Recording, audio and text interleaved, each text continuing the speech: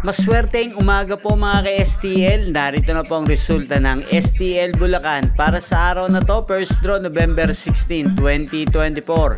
Araw ng Sabado, naway ang mga natayaan nyo pong mga numero kanina ay manalo nawa ngayong umagang ito, 11 AM. Kaya kunin nyo na po yung mga tickets.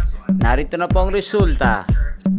Ang mga numerong nanalo sa STL Bulacan ngayong umagang ito, November 16, 2024. First draw result, 11 AM. Ang mga numerong nanalo, 12 at 18 in exact order. Sa lahat po ng tumaya kanina para sa first draw ng 12 at 18, congrats po sa inyo. Panalo po kayo. Again, 12 at 18 in exact order. At ngayon, shoutout po natin sa STL Bulacan, si Ate Rowena ng Bulacan. Shoutout po sa iyo.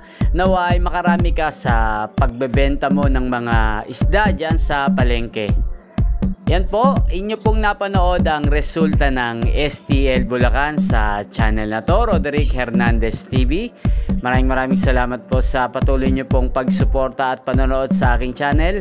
Ang STL Bulacan result ay araw-araw nyo pong napapanood sa channel na to tuwing 11 AM, 4 PM at 8 PM. Sa mga nais pong ma-shoutout dito sa channel na to, comment lang po kayo. At muli magkita-kita tayong mamayang alas 4 ng hapon dito lamang po sa channel na to.